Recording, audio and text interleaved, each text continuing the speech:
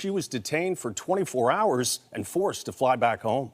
I think we caught somebody at the table that had a bad day and wanted to prove something. Andy Field and Jason Tate of Georgetown went to Costa Rica in mid November to celebrate an anniversary. Field says her puppy chewed the corner of her passport, but that she's used it to travel to other countries without issue. It's barely like this much off the corner of it. I tried to take it to Service Canada and they actually told me it wasn't damaged enough to be replaced. So I've had it for 5 years. We've traveled to 7 different countries with it. But when she landed at the Liberia airport in Costa Rica, a staff member said her passport was too damaged to enter the country. She was held in detention for 24 hours and told she would have to fly home. He was allowed in the country, I was not. So he was actually escorted to the exit and told to figure it out.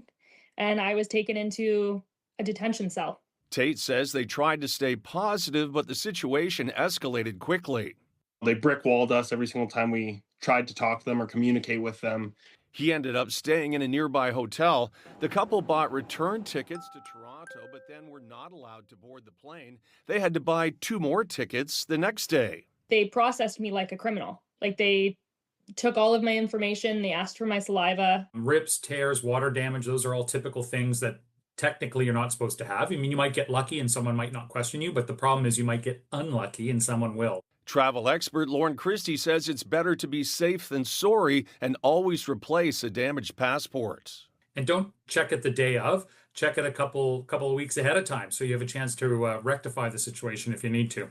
The couple planned to spend about $2,000 but had to pay about $8,000 for the last-minute flights and other expenses. Field plans to get a new passport but won't be heading back to Costa Rica.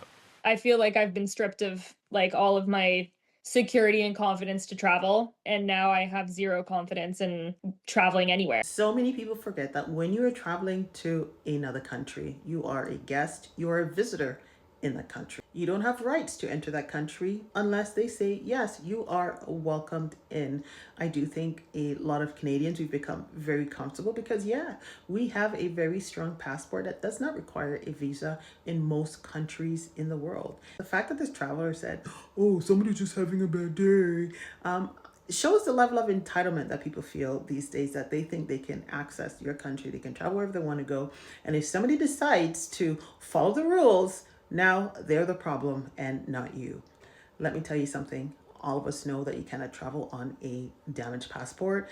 And yes, others may have overlooked it, but you have to be really careful. You need to know the kinds of countries you're visiting, and you need to know what their rules and regulations are, because you are subject to them, despite your whims, despite saying, I didn't know, despite you saying, oh, my doggy ate my passport. Nobody's going to care. They want to secure their borders. They want to know who's coming into their country. They want to make sure that you are going to follow the rules.